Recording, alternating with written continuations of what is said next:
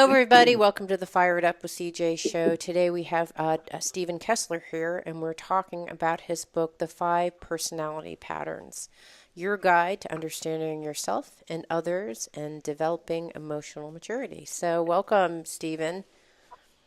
Thank you very much. Glad to be here. Yeah, so I found you through my original interview with Anoda Judith, in which she was talking about the energetic aspects Uh-huh. of different ways that people show up energetically, and she referenced your book. And today I was hoping that we can talk about the five personality patterns, how they form, what they may appear like in a body or energy form, and then how we may detect someone's personality pattern when we interact with them, and Huh? how, if we have that pattern, how we help ourselves move out of that pattern. So, tell me a little bit about the origins of this work. Yeah, this began originally with Wilhelm Reich back in the 1930s. And then his students um, brought it forward. There was Alexander Lowen and John Pierrakos in particular. Lowen put out some books and some training called bioenergetics. Hmm. And then Pierrakos taught it as core energetics. Um, I think Anodea Judith originally learned it as bioenergetics. Hmm. Uh, it has since been taken up by the psychic hands-on healing community, specifically Barbara Brennan's school of healing. And a fellow named Stephen M. Johnson did some books on the subject called Characterological Transformation, I think was his most famous. Hmm. And how? And the thing about all of that teaching was that it was pretty difficult for the average person to understand that the teaching was kind of staying locked away in the recesses of either hands-on healing, and you better be able to see auras to even, talk to us in that, Mm-hmm. or, or the psychodynamic sort of neo-Freudian branch of psychology, but it wasn't coming into the mainstream. And I decided to bring this into the mainstream and write a book that would make it accessible to everybody. Mm-hmm. Interesting. So, I hear a lot of juggling around back there. So, um, Uh-huh. so a couple questions for you about these patterns. And you actually, when we had started the conversation, you talked about how these are survival types, and they're different than other personality types that you may see, like Enneagram or uh, The Myers-Briggs. Myers-Briggs. Yeah. So can you help me understand Yeah, how these things are different than types, their patterns yeah, instead? yeah. Those are, all of these are maps of personality. Hmm. But for the Enneagram and for Myers-Briggs, they are typologies. They're a system of types. And what they say is you are a certain type, and you are that type, beginning to end. Hmm. No change in that. Hmm. In this way of understanding personality, it's not a typology. The teaching is not that you are a type, but that these are patterns of behavior and patterns of perception that a person goes into in distress in order to feel safer. And a person typically does more than one of these, usually two of these patterns. So it's important to notice that it's not a typology, you're not a type, although you do probably have a couple of patterns that you go into habitually when distressed. You Mm. also can come out of those patterns and be more present. Mm. Okay, so And that's there's the so when we go into distress, there are five specific patterns of behavior or strategies that we use as a way of dealing with that distress, and you map it to survival. How is this mapped to survival? yeah, yeah. that when a person is in distress, there are basically 5 things they can do on the energetic level to try to feel safer. And this is especially important for us when we're really tiny, when we're first born or toddlers or young children, because we don't have a lot of other options at that point. Mm-hmm. If you're a newborn baby, for instance, you can't really run away. You can't fight back. You don't have much in the way of psychological defenses yet because you haven't even really formed an ego yet. But what you can do is there are these 5 options of what you can do with your attention. And since a person's energy follows their attention, when you move your attention, your life energy goes the same place. Mm-hmm. And the 5 options are that you can move your attention away from the person and the situation that's upsetting you. Mm-hmm. You can and just to move your map, this attention. is called a leaving pattern in your model. Right, right. So if your habit is to move your attention away, you're leaving, and that if a person decides that's a good way to go, that one is actually working for them in childhood, and they do it a lot and it gets conditioned into their body, they wind up developing the leaving pattern. Mm-hmm. And then whenever they feel like they're in a little bit of distress, they will automatically, without thinking about it, tend to move their attention away, tend to leave the situation, or leave their body, or actually physically leave the situation. Mm-hmm. So that's option number 1. Option number 2 is to move towards the difficulty or towards another person, even though you're feeling upset, to try to get them to solve it for you. Mm. So this is about connecting and asking for help and saying, you fix it for me. I can't do it. Take care of it. And this is absolutely necessary when you're an infant. Mm-hmm. A little baby can't do anything for themselves. All they can do is cry out. And basically the crying is an appeal to adults or bigger people to come and fix it for them.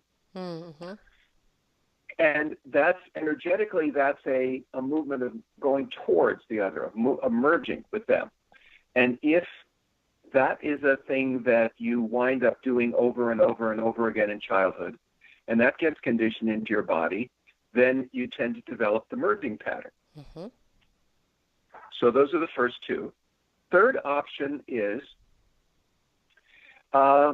you can pull your energy in to your body and send it down into the lower part of the body and even into the ground underneath you in an attempt to kind of hunker down and hide and just weather the storm. Just let it all pass through. But you just get small and as kind of under the radar. It's kind of a turtle move. You pull in and hide and just endure it. So that's for a person who can't fight back. They can't win, but they can't leave either. Mm-hmm. And towards doesn't seem to help.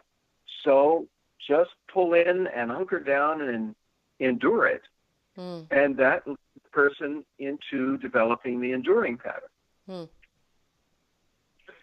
Okay, 4th option usually doesn't really come online until you're a little bit older, like two years old. Mm-hmm. And that is you can bring energy up in your body. You can try to bring up as much energy as possible into the upper body and send it out in front of you at the other person and try to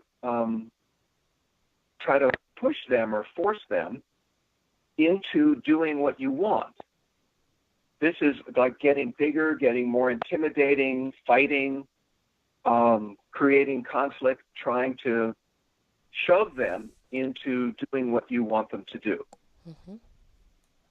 So that's getting aggressive. That's the aggressive pattern.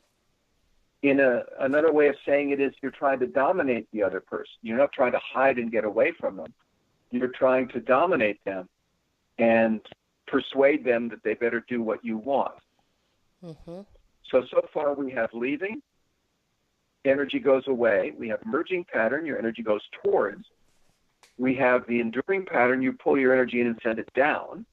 We have the aggressive pattern, you bring your energy up and out and at the other person.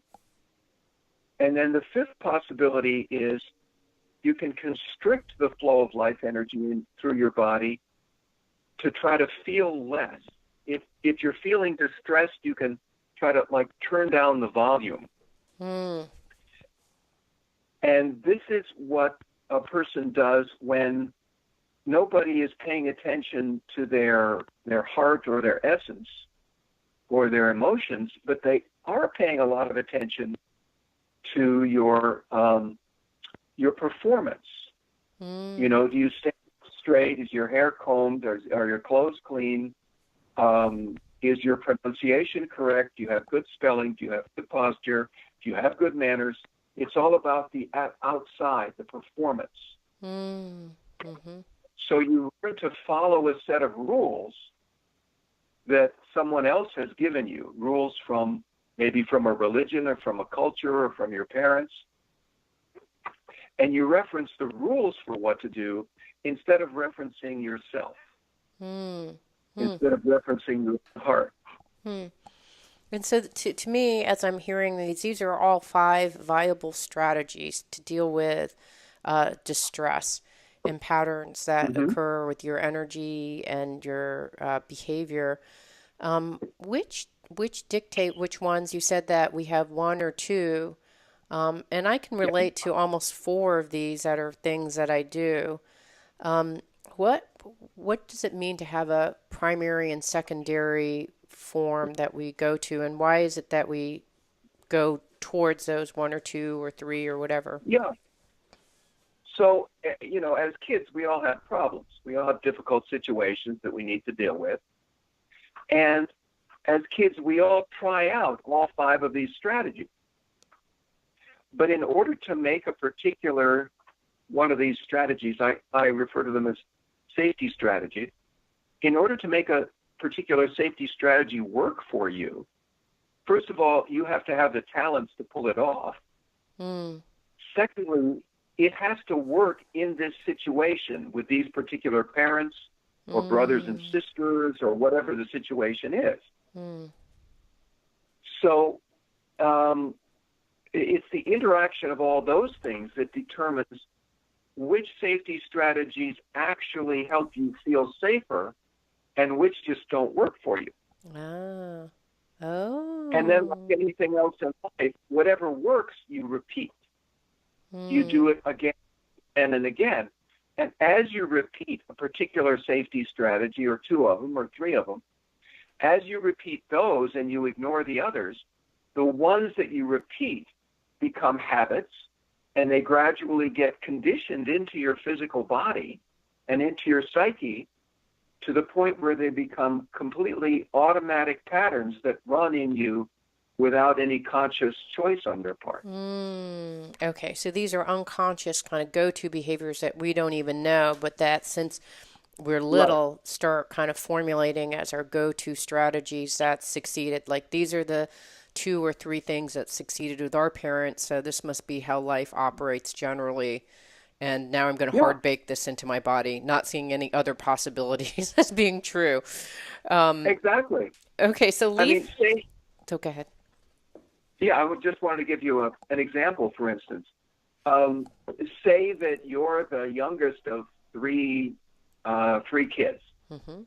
Uh, we'll say, for instance, that you have 2 parents and 2 older brothers, and all of them run the aggressive pattern, and they just have big energy, and they're always just pushing on you and trying to Mm. force you to do stuff, right?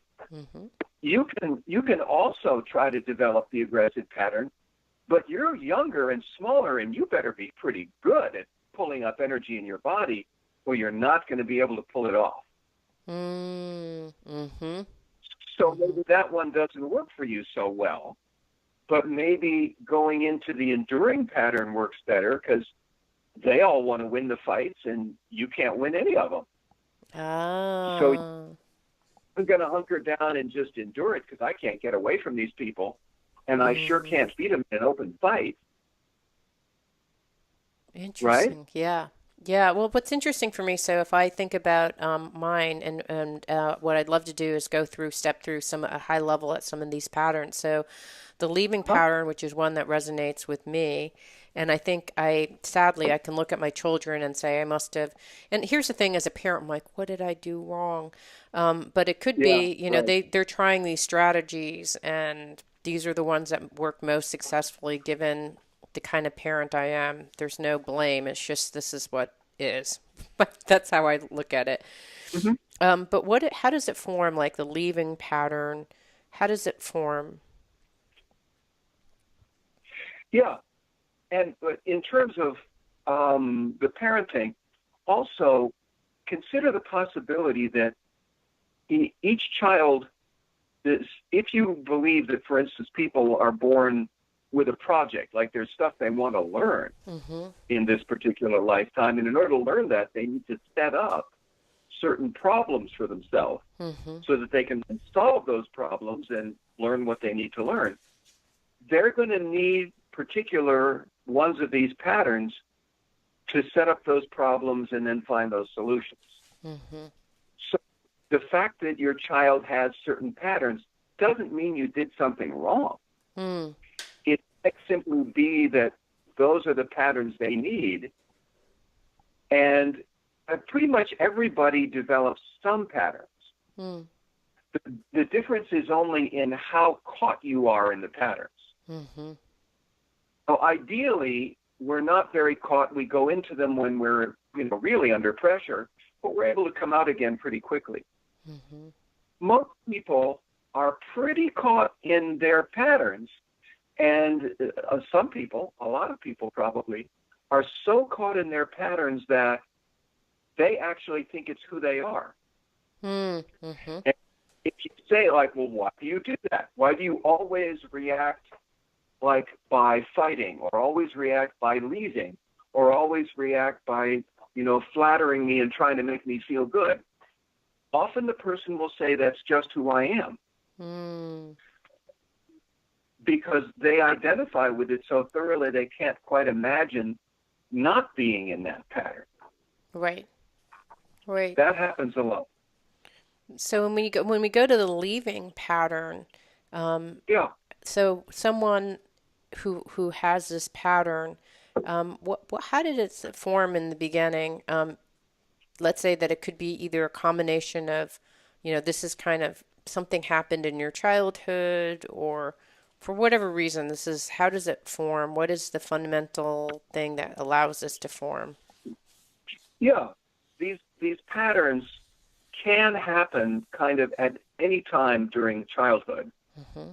Sometimes from a whole series of difficulties, sometimes from, one or two or three really big ones. But there's also a tendency for each of these patterns to form in a particular stage of development, Mm-hmm. when things go bad at that particular stage. Mm-hmm. And the stage for the leaving pattern is the very first stage of development, and it actually starts before the child is born. So in When the utero. child in utero, right. So the goal at that point is embodiment, meaning that your consciousness, your awareness, your spirit, if you want to use that terminology, takes possession of the body, kind of claims the body as your own. And by that act, in a way, claims the whole physical plane, time and space, Mm. this particular dimension.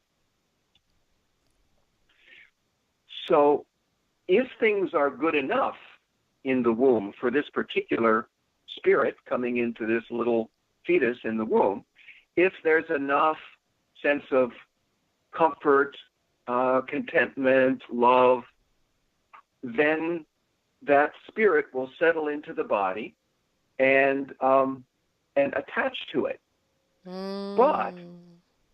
if there's trouble, and the trouble could be personal, it could be, maybe mom didn't want to be pregnant, or it could be mom and dad are fighting, or it could be mom very much wants to be pregnant, and mom and dad are deeply in love, and all that's really good. But mom is living in a war zone, and there are airplanes flying over, and they're dropping bombs, and things are exploding, and mom's body is terrified, right? Mm-hmm. So that fear is not just in mom's consciousness, it's in the womb also. And the spirit coming into that body feels like, this ain't safe. I'm getting out. Now, when the spirit first comes into the body in the early months of pregnancy, it doesn't just stay there. It kind of bounces in and out. It goes from the spiritual dimension to the physical, and then back to the spiritual and back to the physical. It kind of wanders back and forth. But ideally, after a couple of months, it'll settle in and claim the body and attach. But if things are bad in the womb for some reason, and just bad enough for this spirit, it could be that maybe there's a twin in the same womb at the same time, and that one's okay with it, but this one's not. You see, so it's not just the environment, it's also the particular being who's coming in. If things are not safe enough for this particular spirit coming in, it bounces out. And if it keeps bouncing out, it never really attaches. And then you get this whole series of problems of it doesn't have a strong sense of core in the body, so it doesn't have a place to reference, to come back to and reassemble. It's vulnerable to other people's emotions and energies because it doesn't have much of an energy boundary around it, protecting it. Right. It doesn't even think it has a body. If it's not embodied, then you don't have an energetic boundary. That's fascinating. Exactly. If somebody else nearby is angry, maybe not even angry at the child or angry at the mother with the child in her womb, but just angry about something, that wave of anger is scary. Maybe that causes this little tiny being's developing sense of self to shatter. That's scary. Makes them want to jump ship and go away again. So you've got this whole series of problems that leads to what in psychology is now called the highly sensitive person. Okay, that makes sense. Wow, that's fascinating because the boundaries are so thin between the reality and themselves that they're super sensitive because there's less body Exactly. boundary. Wow. And so, yeah, so how would you, let's say that I'm communicating with someone who has this pattern. Yeah. How would I be able to detect this person? What are some kind of telltale signs that, oh, that's why my sister, Yeah. brother, or mother is like this because they are a leaving pattern. How would I detect someone who has this pattern? Yeah. Yeah. I like to speak of it as they do the leading pattern rather than they are the leading pattern. Oh, thank you. Yep. Just to remind us all that these are things you do, it's not who you are. And the way to tell what patterns anybody does, including yourself, is to watch what happens to you as you shift from being sort of relaxed, comfortable, feeling safe and happy, into feeling more and more distressed, irritated, frustrated, scared, lonely, angry, go on up the scale. Notice what happens in your body and where your attention goes. With a person who does leading pattern, you'll notice that you might be able to observe their attention leaving their body. They might go up into their head. They're no longer talking about emotions or body sensation. Now they're talking about ideas in the mind. They might physically get up and leave the room. They might try to regulate the amount of stimulation in their life by not going to certain situations, not going to big parties, not going to situations of high intensity, because, again, they don't have much boundary, so they need to keep the volume that's coming in down. And let's say that you are a person who has this pattern. What I'm hearing then, as a natural extension of what you're saying, is then that it's helpful to establish boundaries. It's helpful to get Absolutely. grounded back in your body, because if the whole issue to Right. begin with is that you didn't embody, it means that you aren't grounded. It means that you don't have a core. It means that you may not have strong boundaries, and that you don't, as a result of not having boundaries, you can't differentiate yourself from the rest of the world, because it's just this kind of blending type of thing. Exactly. So those are the kinds of things that you would work. In some ways, it seems like, for me, because I have this pattern, is what I'm missing is the enduring pattern. Like if I look at the picture of the enduring pattern, it seems like I missed that as a strategy, forgot that that's one possible strategy. Uh-huh. Maybe it didn't work out for you as a child, or wasn't going to be helpful in terms of whatever you're up to in this life, Yeah. whatever you're trying to learn here. Ah. Okay, so let's talk about the merging pattern. And as I understand it, as a Yeah. continuation, it's about, you had talked about a child's emotional, development.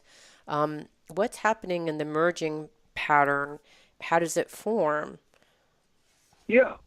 So this would be second stage.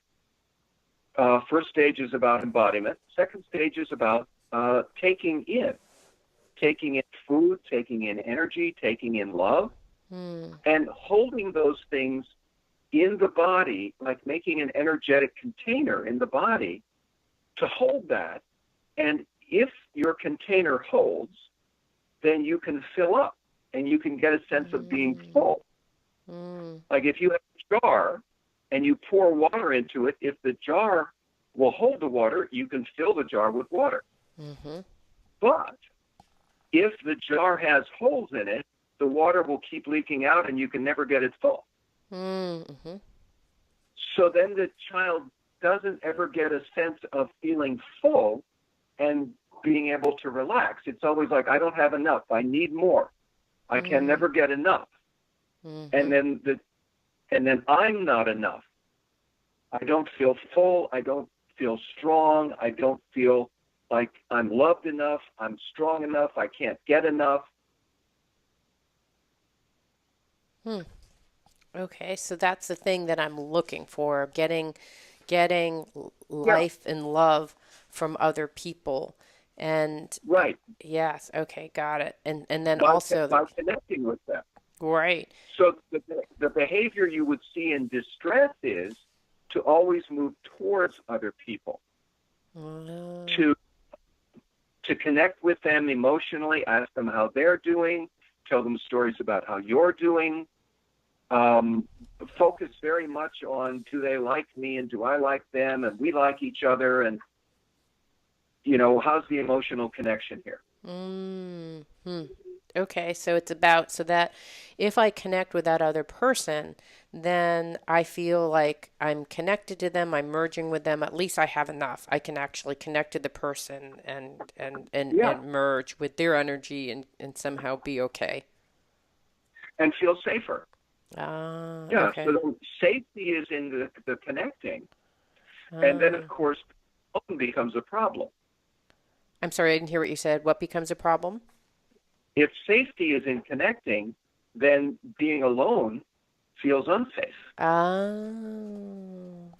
okay, got Now, it. we haven't talked about this yet, but I just want to notice that each of these patterns involves using a certain set of skills over and over and over again. And as you practice those skills, you get really good at them. So Mm, develop a whole set of gifts. And for the merging pattern, for instance, they're tremendous. People who do this pattern become very gifted at connecting with other people. oh, If you want somebody to greet newcomers to your store or your company, hire a person who does merging pattern. They like to meet people. They're good at it.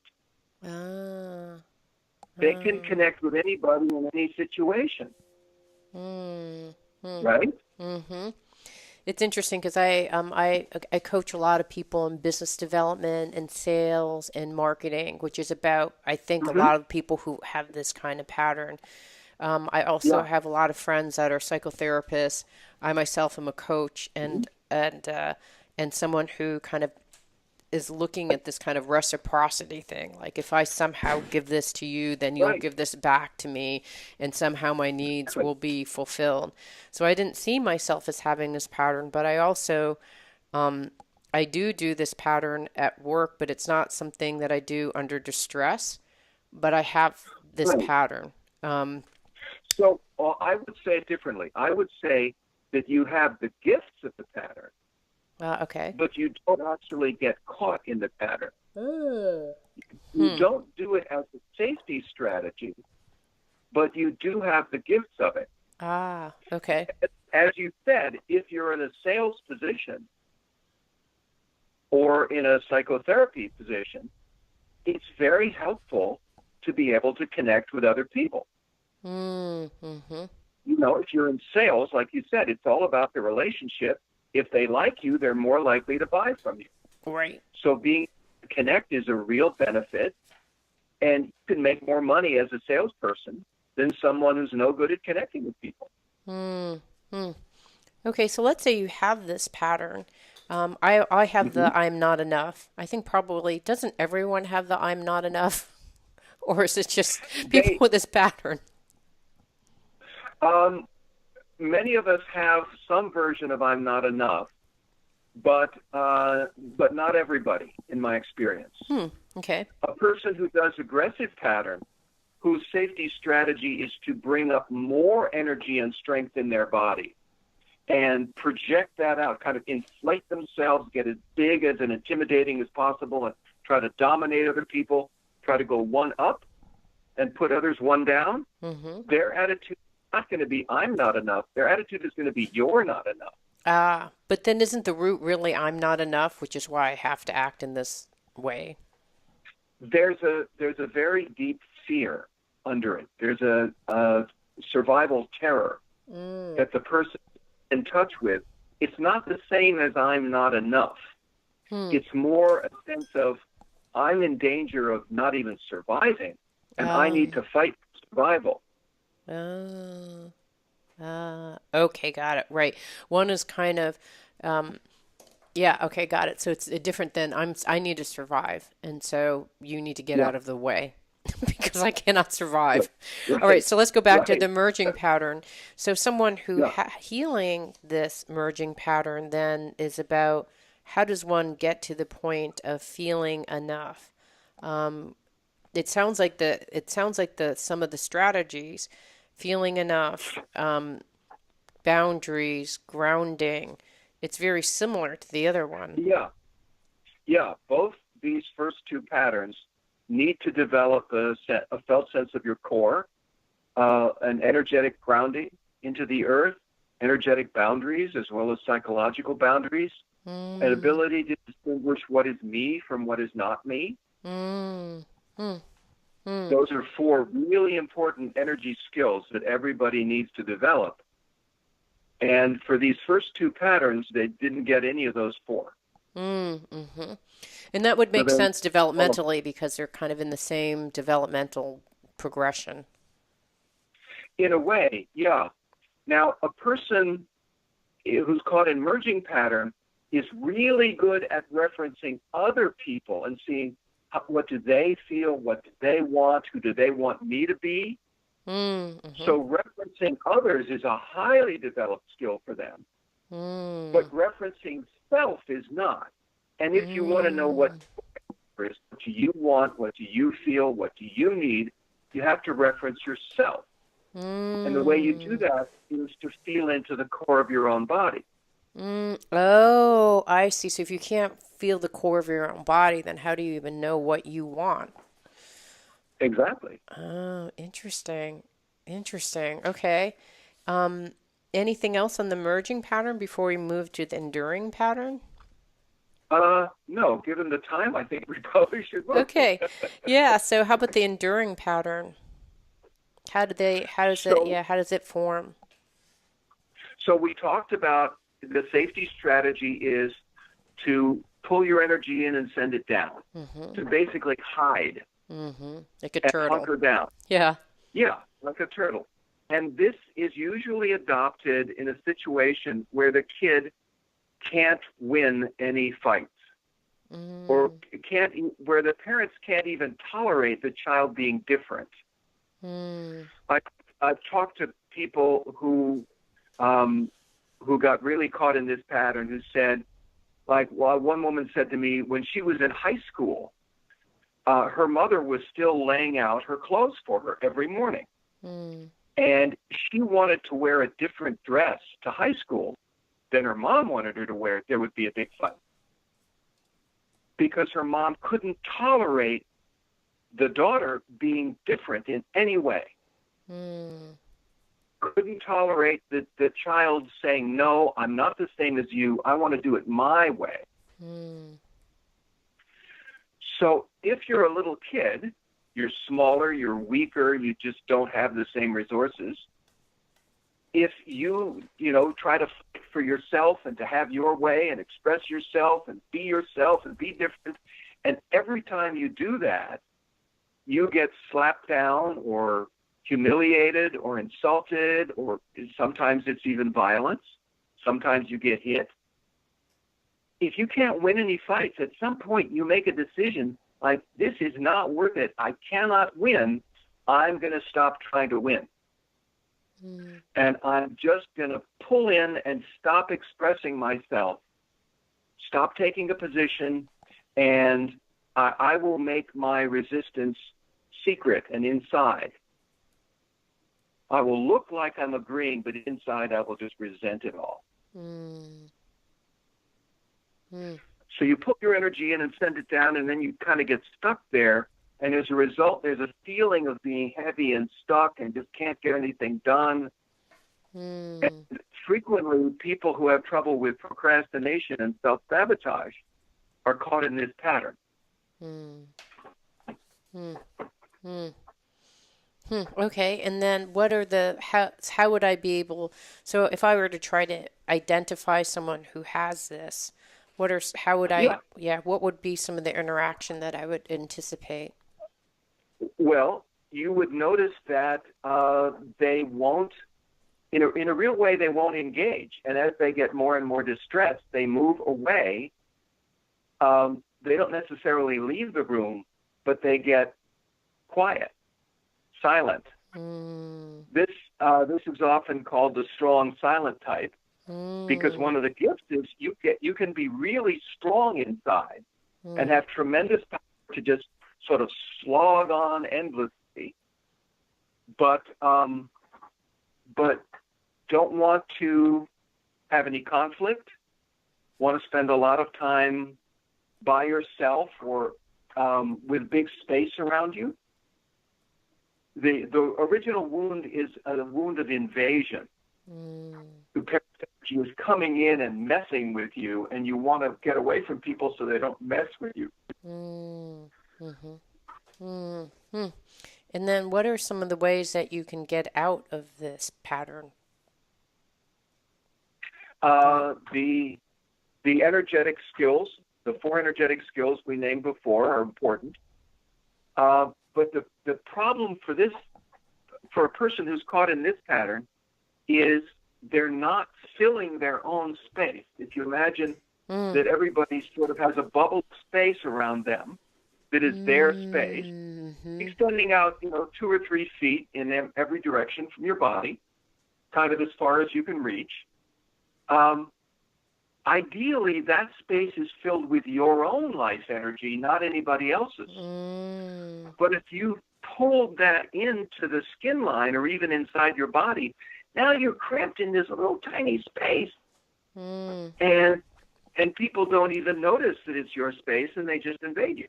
So each of these patterns tends to recreate the original wounding situation. So what a person who's stuck in an enduring pattern needs to do is practice bringing up their life energy and filling their space. Mm, mhm, mhm, Now, there's simpler stuff that you can do to start. Just moving your hips. mhm, I advise clients to I spend a half an hour every morning just doing something that moves your hips. That could be running, could be bicycling, could be dancing, could mm, be kickboxing. It could be just jumping around your living room. mm, But the idea is that the hips get kind of stuck and immobile, and you want to get that moving again. You want to get life energy circulating through the person's body mm, so they can do something. Interesting. Yeah. Okay. So, aggressive Yeah, pattern, how does it form? yeah. Oh, one more thing about enduring pattern. We didn't talk about gift. Yes, thank People you. who do this become capable of just tolerating a lot and Mm, being really good mediators, mm, because they can see everybody's position mm, without taking it. mm, And there is this deep sense of strength and a deep sense of grounding. All this mm, pulling your energy, sending it down, the person forms a very strong connection down into the earth. mm, So a mhm, person who's caught in this pattern often is unconsciously grounding the entire office or workplace if they're in that, or a schoolroom or mm, the home, mhm, right? mhm, But maybe there are a bunch of other people who aren't grounded at all, and this person is the one providing grounding for everybody mm, mm, mm, mhm. and feeling very burdened about doing it, but doing Right. it. Interesting. So, aggressive pattern. So, here the original wound is um, it, it could be a sense that your love has been betrayed, that you have, um, that as a child, you someone used your love for them against you to manipulate you, Mhm, and then there's a like closing of the heart and this saying, I'll never let you do that to me again. mhm, So feeling betrayed in a love relationship. It could just be that the parents aren't able to provide a big enough container to hold this kid. Maybe this is a kid who has a lot of life energy and, mhm, and it's difficult to contain. mhm, Now, ideally, as little kids, all of us need to feel that there's something bigger than us that contains us, mhm, bigger and good, mhm, loving, mhm, right? mhm.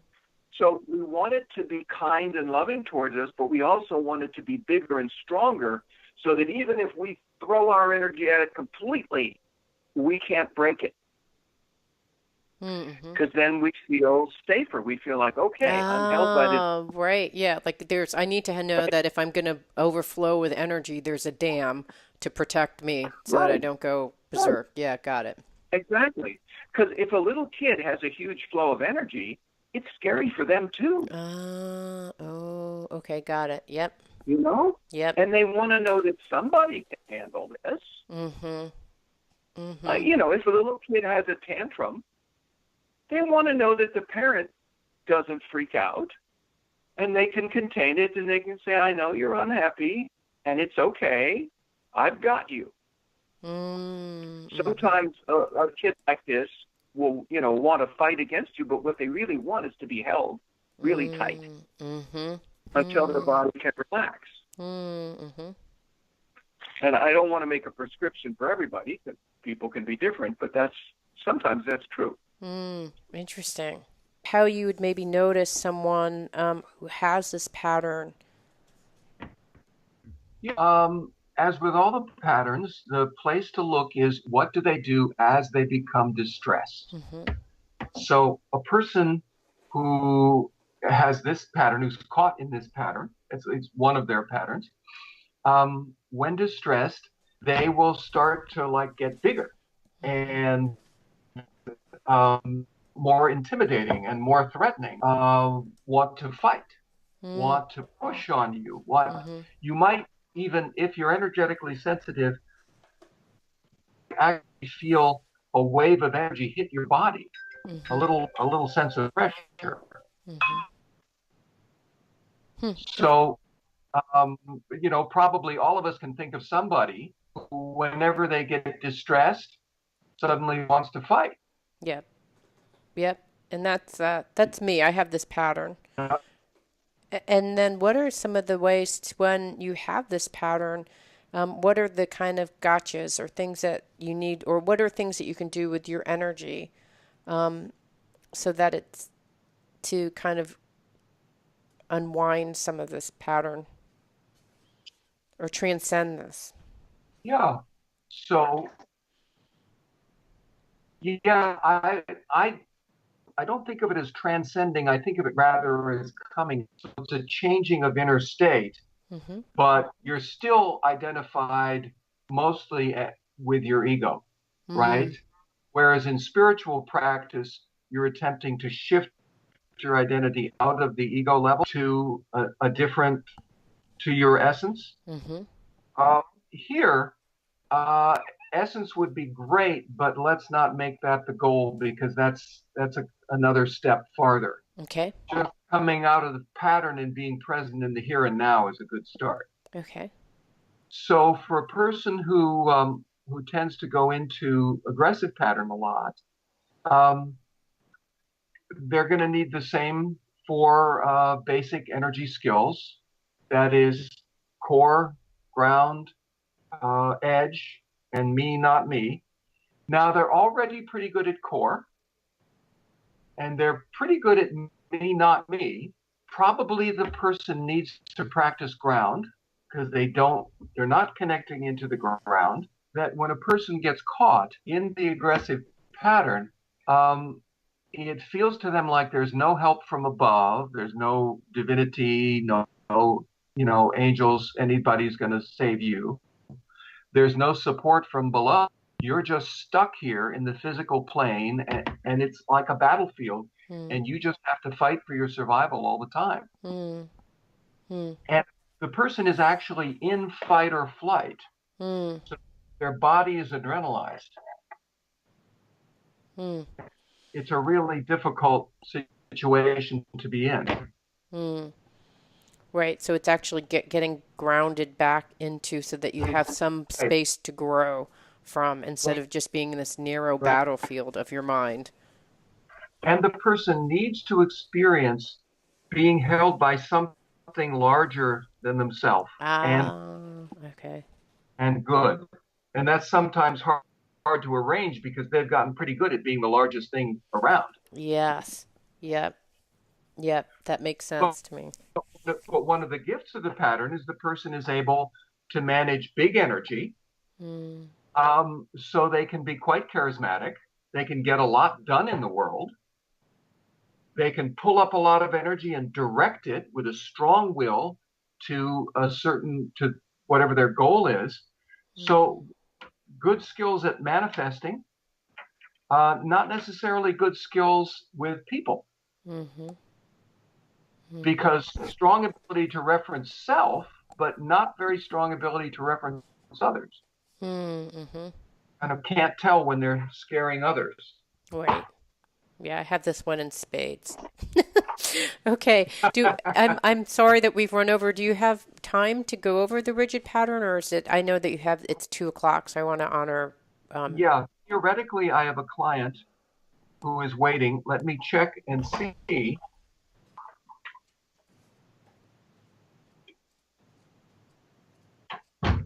Nope, not here yet. okay. Can we try to squeeze in and what we Yeah, let's can? squeeze in a few more minutes. Okay. All right. Thank So, you. rigid pattern, Mm-hmm. origin is a little different than the first four. The first four typically start from some kind of specific identifiable wounding situation or experience. Mm-hmm. And with the rigid pattern, it doesn't feel like a wound when it's happening. It's more like dad and mom are teaching me the rules because they love me and this is all for my own good. Mm-hmm. But what I don't notice is they're not paying any attention to my heart. Oh, okay. Like nobody says, what do you feel? What do you love? It's all about your performance. How good a job are you doing? Did you win the spelling bee? Did you win the swimming meet? Mm, What grades are you getting in school? Are you standing up straight? Do you have good manners?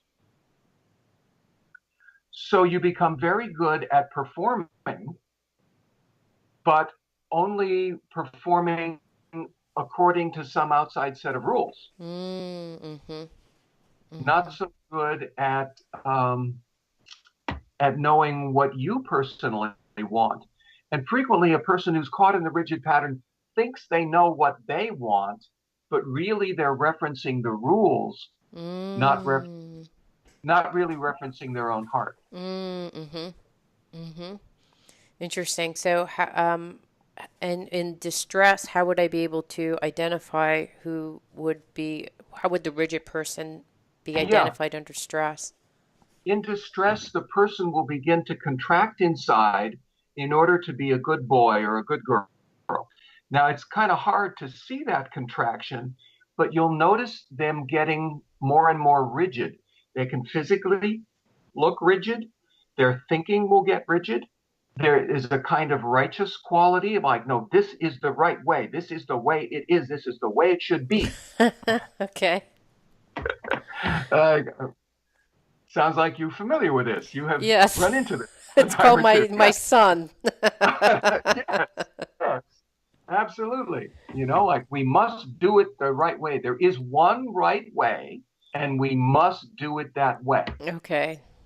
And as the pressure builds, the person gets more and more rigid. Mm. Mm, mm-hmm.